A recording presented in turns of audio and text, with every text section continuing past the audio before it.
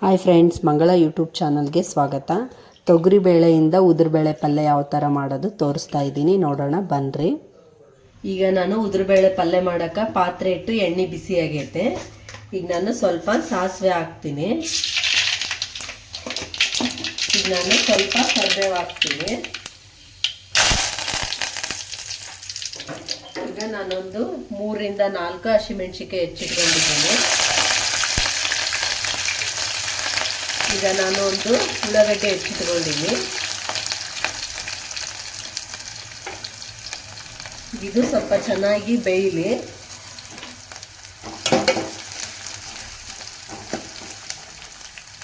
ಈಗ ನಾನು ಈ ಥರ ಸಪ್ರೇಟಾಗಿ ಬೇಳೆ ಕುದಿಸಿ ಇಟ್ಕೊಂಡಿನಿ. ಈಗ ಈ ಥರ ಕುದಿಸಿಟ್ಕೊಂಡ್ರೆ ನಾವು ಉದುರುಬೇಳೆ ಪಲ್ಯ ಮಾಡೋಕೆ ಚಲೋ ಇರ್ತಾವ. ಈಗ ನಾ ಬೇಳೆ ಕುದಿಸಿ ಸಪ್ರೇಟ್ ಇಟ್ಟೀನಿ.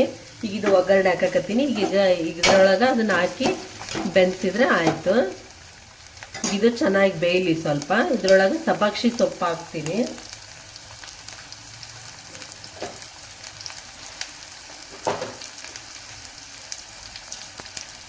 ಚೆನ್ನಾಗಿ ತೊಳೆದು ಇಟ್ಕೊಂಡು ನಾನು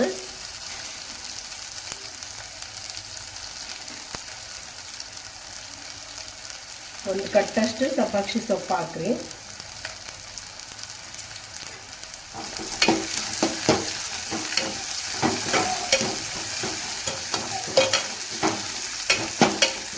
ಇದು ಬೆನೆಕತ್ತೈತೆ. ಈಗ ಇದ್ರಾಗ ಇನ್ನೊಂದು ಸ್ವಲ್ಪ ಅರಿಶಿನ ಮತ್ತು ಉಪ್ಪು ಹಾಕಂಬ್ರಿ.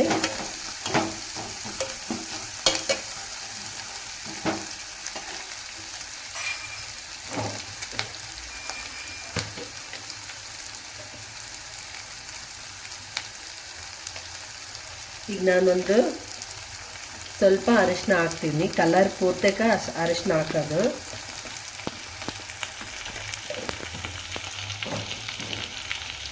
ರುಚಿಗೆ ತಕ್ಕಷ್ಟು ಉಪ್ಪು ಹಾಕ್ರಿ. ನಿಮ್ಮ ಮನೇಲಿ ಎಷ್ಟು ಉಪ್ಪು ತಿಂತಾರೆ ನೋಡಿ ಉಪ್ಪು ಹಾಕ್ರಿ. ನಾನೀಗ ಇಷ್ಟ ಹಾಕ್ತೀನಿ.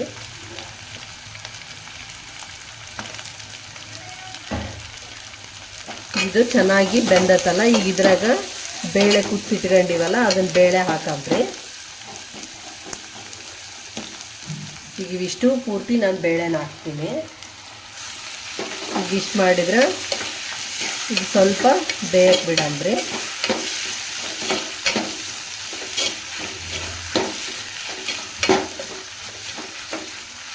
ಇದೊಂದು 5 ನಿಮಿಷ ಹೀಗೆ ಬೇಯಲಿ. ಬೆಂದಮೇಲೆ ಗ್ಯಾಸ್ ಬಂದ್ ಮಾಡಿದರೆ ಉದುರುಬೇಳೆ ಪಲ್ಯ ರೆಡಿ ಆಯಿತು.